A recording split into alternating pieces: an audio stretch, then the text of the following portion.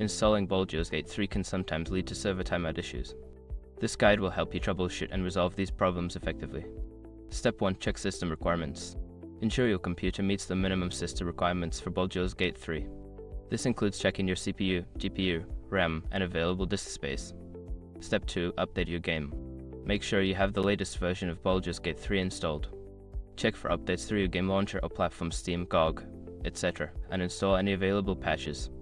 Step 3. Verify game files. If you experience server timeout issues, verify the integrity of your game files. This can be done through the game launcher, which will check for missing or corrupted files and replace them. Step 4. Adjust network settings. Check your internet connection and router settings. Ensure that your firewall or antivirus is not blocking the game.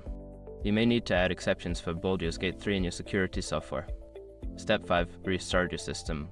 Sometimes, a simple restart can resolve connectivity issues. Restart your computer and your router to refresh your network connection and try launching the game again. By following these steps, you should be able to resolve server timeout issues and enjoy Baldur's Gate 3 without interruptions. Happy gaming!